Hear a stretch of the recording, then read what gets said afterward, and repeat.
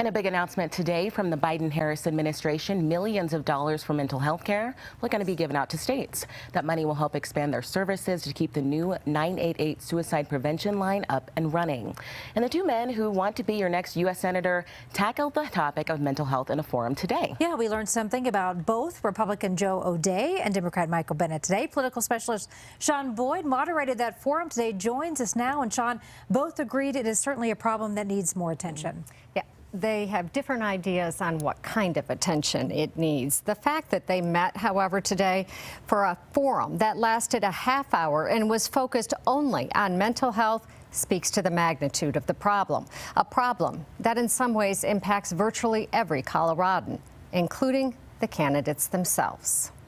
At 14 years old, our daughter lost a very close friend to suicide. There isn't a family in Colorado, including mine, that hasn't been touched by this crisis. Colorado's U.S. Senate candidates agree the country is in the throes of a mental health epidemic brought on by a pandemic, drug addiction, and worsening economy. And it's hit Colorado particularly hard. Children's Hospital Colorado says its ER has seen an 88% increase in kids who've attempted suicide, and there aren't enough beds or providers. It says kids are waiting 6 months on average for outpatient care, and hundreds are being sent out of state for inpatient care. What we need is parity. We need to treat mental health as seriously as we do physical health. That means integrating physical health and mental health together. It means making sure we go to where people are, like their schools, like their workplaces. What I did is I went through an apprenticeship program, and it helped me find my way.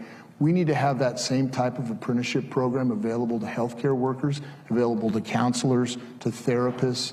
Put them in a situation where businesses can sponsor them so they're getting paid. For the first time in a Colorado U.S. Senate race, Democratic incumbent Michael Bennet and his Republican challenger Joe O'Dea laid out different plans for addressing the mental health needs of Coloradans. We need our judicial system and our prison system to focus much more on recovery than they are today. You know, people can't get treatment. And it doesn't make any sense to lock somebody up and not provide any treatment while they're locked up away from society. We've got lots of laws on the books, and we're not enforcing them. I mean, that's part of the problem. We need to put drug dealers away. Right now, we've got woke DAs here in Colorado that are turning people out on cashless bond. They also disagreed on what Congress has done to address the crisis, including passing a sweeping gun control law. Some of the best bipartisan work I've seen since I've been in the Senate that resulted in our passing this historic amount of money, $12 billion for mental health. He said he would have voted against that bill. That's Joe O'Dea's position on guns. So we need to be straight with the people of Colorado. We've spent $5 trillion in the last 2 years, and we got $12 billion out of $5 trillion. My God, why aren't our priorities on mental health? Why are they focused on education for our kids?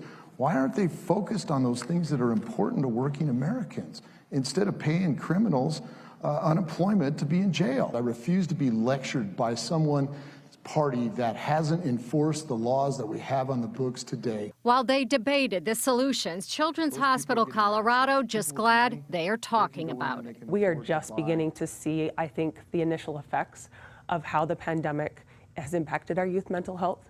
And I also think it's important to take a step back and realize that we were actually in a mental health crisis for our youth even before the pandemic. We're just fortunate in that we're now in a place where we have a national platform to be able to really talk about these issues. As voters go to cast their ballots this election season, we want to make sure that kids and mental health in particular are top of mind and that they're factoring that in when they make those choices. Children's Hospital Colorado says while the stigma around mental health has improved, it remains a barrier to care, and a forum like that one today helps break down that barrier. Now, the forum focused primarily on kids' mental health, but a lot of adults suffering too, and they're facing those same barriers to care. Absolutely. Sean, thank you so much. The Mental Health Forum streams at 7 Thursday night. All week you have a chance to get to know the candidates as voters decide. The Secretary of State debate streams tonight.